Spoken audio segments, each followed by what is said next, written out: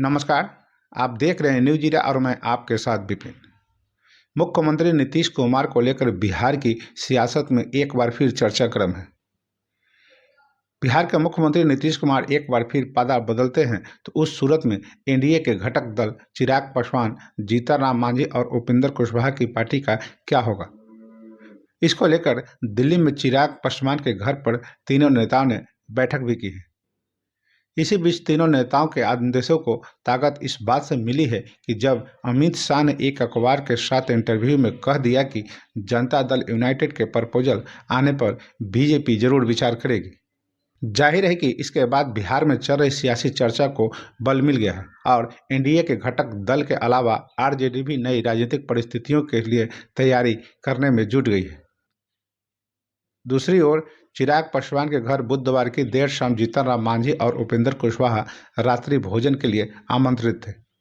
सूत्रों की माने तो चिराग पासवान के घर तीनों नेताओं ने नीतीश कुमार के आगमन को लेकर मंत्रणा की और एनडीए के बड़े घटक दल बीजेपी से एक कहने की योजना बनाई कि नीतीश कुमार के एनडीए में आने की वजह से उनके राजनीतिक हिस्सों का नुकसान नहीं होना चाहिए। दरअसल नीतीश कुमार के एनडीए में आगमन को लेकर चर्चा इन दिनों सियासी गलियारों में तेजी से हो रही है। इसलिए तीनों नेता अपने अपने राजनीतिक हितों को साधने के लिए चिराग के घर इकट्ठा हुए थे। चिराग पासवान का नीतीश कुमार की एंट्री को लेकर असहज होना स्वाभाविक है, क्योंकि पिछले 4 सालों से चिराग नीतीश कुमार के खिलाफ सड़क से लेकर सदन तक तीखे तेवर रखने के लिए जाने जाते रहे हैं। इसलिए माना जा रहा है कि नीतीश की एंट्री के बाद चिराग का एनडीए में बना रहना आसान नहीं होगा। वहीं एलजेपी रामविलास का भरोसा है कि चिराग पासवान की कड़ी मेहनत और बढ़ती लोकप्रियता की वजह से बीजेपी चिराग के एवज में जेडीयू के साथ कोई डील नहीं करेगी। चिराग के लिए स्थिति आसान नहीं रहेगी। वैसे आरजेडी ने भी पिछले 48 घंटों में अपना तेवर नीतीश कुमार को लेकर बदल दिया है। सूत्र बताते हैं कि आरजेडी समझ चुकी है कि नीतीश कुमार लोकसभा चुनाव से पहले पलटने वाले हैं। इसलिए आरजेडी प्रमुख लालू प्रसाद यादव के साथ आरजेडी के कई नेताओं ने पिछले 15 महीनों के काम का क्रेडिट जनता के बीच जाकर लेना शुरू कर दिया है। नीतीश कुमार के एक के बाद एक दूसरे फैसले से आरजेडी नीतीश कुमार के इरादों को भांप चुकी है।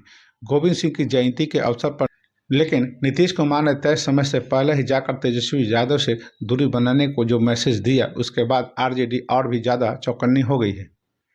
उससे पहले नियुक्ति पत्र बांटने को लेकर सरकारी विज्ञापन में तेजस्वी का चेहरा गायब रहना आरजेडी को नागवार गुजरी थी। इसलिए आरजेडी के प्रवक्ता शक्ति सिंह यादव से लेकर भाई वीरेंद्र ने क्रेडिट लेने के होड़ में प्रेस के सामने बयान देना शुरू कर दिया है। आरजेडी अब 15 साल बनाम 15 महीने का नारा बुलंद करने लगी है। आरजेडी की ओर से जिलों में ये प्रचारित किया जाने लगा कि नियुक्तियां आरजेडी के सरकार में शामिल होने के बाद से ही शुरू हुई है। वहीं जेडीयू के प्रमुख नीतीश कुमार इस 7 निश्चय पार्ट 2 का हिस्सा बताकर खुद के क्रेडिट लेने की होड़ में जुट गए हैं।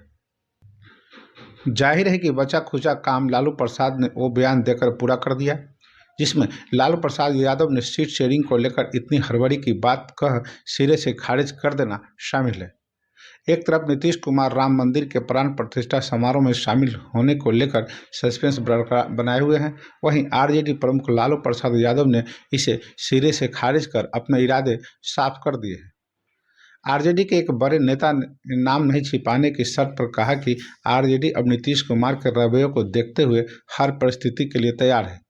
इसलिए आरजेडी अब अपने कामों का क्रेडिट खुलकर लेने लगी है।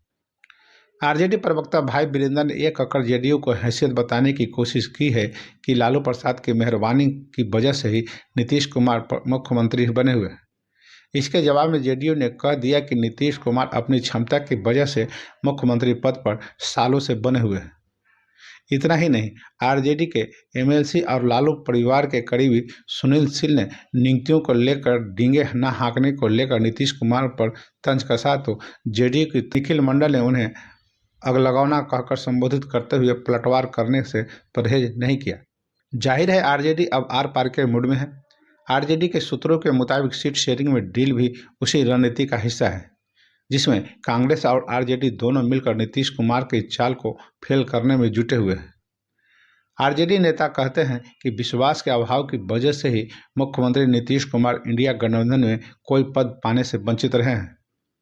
आज अमित शाह और 2 दिनों पहले पशुपतिनाथ पारस के बयान एनडीए में फिर से नीतीश की एंट्री को लेकर बड़ा बयान दे चुके हैं। जाहिर है कि नीतीश कुमार फिर से एनडीए का हिस्सा बनते हैं तो बीजेपी सहित घटक दलों की स्थितियां में बड़ा बदलाव महसूस किया जा सकता है। इसलिए चिराग के घर पर मांझी और उपेंद्र कुशवाहा की बैठक अहम मानी जा रही है। कहा जा रहा है कि बीजेपी के भीतर ही सम्राट चौधरी शरीके नेता के लिए स्थितियां आसान नहीं रहने वाली है। लेकिन नीतीश कुमार के एनडीए में फिर से एंट्री की खबर के बाद बिहार की राजनीति में बड़ा उलटफेर संभव है। तो बस अभी के लिए इतना ही। तो हमें आज्ञा दीजिए। नमस्कार। आपका दिन शुभ।